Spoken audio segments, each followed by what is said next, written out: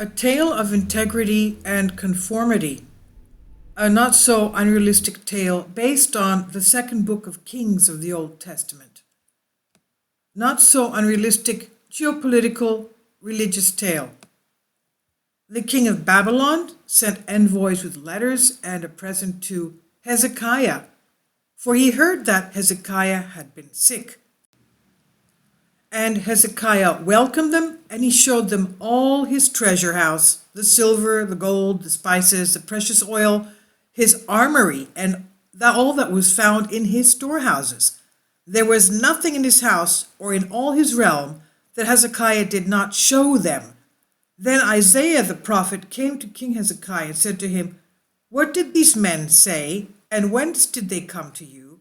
And Hezekiah said, "They have come from a far country, from Babylon." He said, "What have they seen in your house?" And Hezekiah answered, "They have seen all that is in my house. There is nothing in my storehouses that I did not show them." Then Isaiah said to Hezekiah, "Hear the word of the Lord.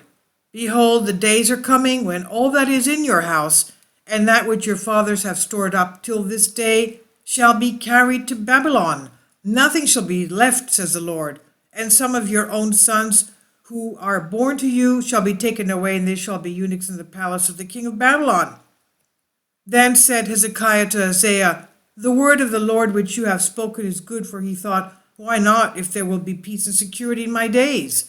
2 Kings 13-19.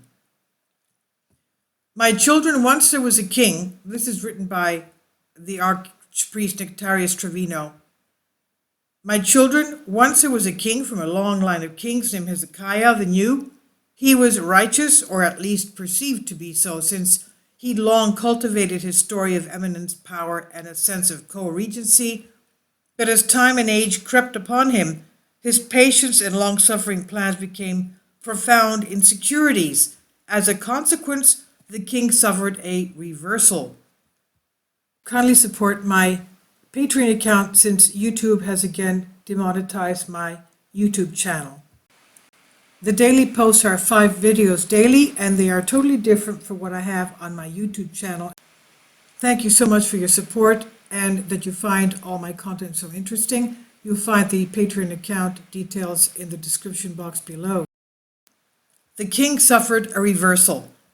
Hezekiah the New came to view his reign as earthly, not an energy based on God, who is supreme. Faith in the eternal kingdom suffered and was superseded by what of earthly treasures and security. He wanted earthly treasures and security.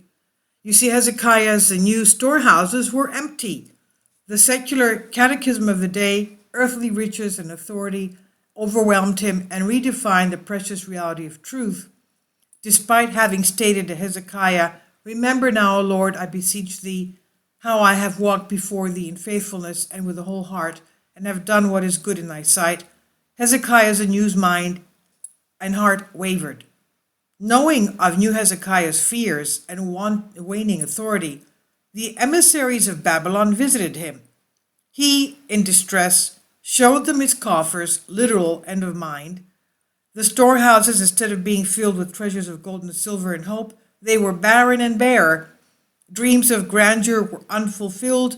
In reality, fears of ignominy and doubts of God's glory fell to wants of the day. Babylon expressed mocked dismay at Hezekiah the New's kingdom, was barren and insignificant. Babylon offered to fill the storehouses with treasures beyond belief. It even offered to support Hezekiah the New's adventures into new realms of power. But there was one requirement. Quote, "What is it?"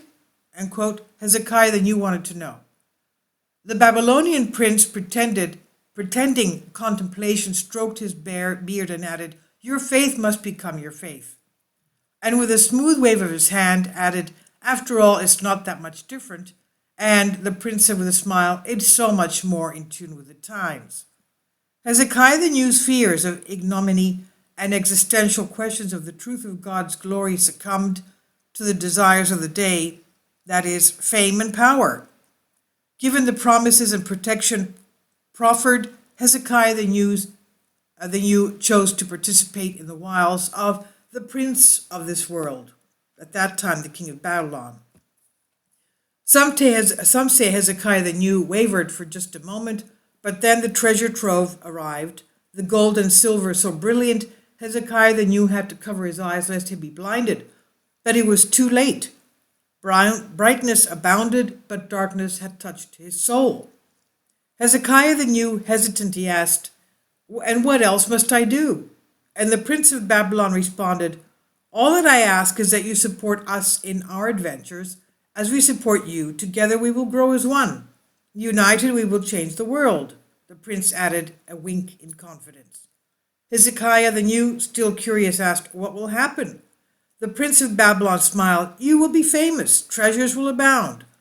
After a brief moment, Hezekiah the New answered, "Why not, if there will be peace and security in my days?" The prince smiled, the prince of Babylon, of course, and in departing turned to his entourage, whispering, "Did I not tell you every man has his price?" The princely minions asked, "What does this mean?" The prince smiled in his brilliance. "Man lives for today, not his children, and certainly not the children yet to be born. Man lives for what he sees, not what has been or will be. It's been that way from the beginning. I know, I was there." End quote. The minions asked, "And what then did he sacrifice? Was it all about mere gold and silver?" The prince replied, "The sacrifice was twofold and deep. The first was personal, one of integrity. The second was hope, now." And the prince's eyes flared. "We have a great ally who will bring others weak to conformance and won a great victory in our war, because apostolicity here is dead." And the prince exhaled a new death for Hezekiah the New's descendants. "My children, sleep well and say your prayers." This is by Archpriest Nectarius Trevino, October 19th, 2019. His lecture, his sermon. This is from Ortho Christian. I'll leave a link below for you for this. Thank you for your support, and please leave your comments. Thank you.